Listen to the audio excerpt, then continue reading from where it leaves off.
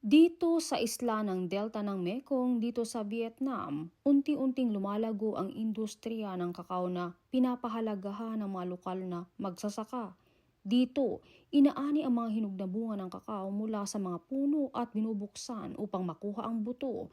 Ang mga butong ito ay pinapa-ferment o pinapabayaang umasim sa loob ng 7 araw upang mabuo ang tamang lasa at amoy. Pagkatapos pinatutuyo ito sa ilalim ng araw ng ilang araw hanggang maging handa sa pagproseso.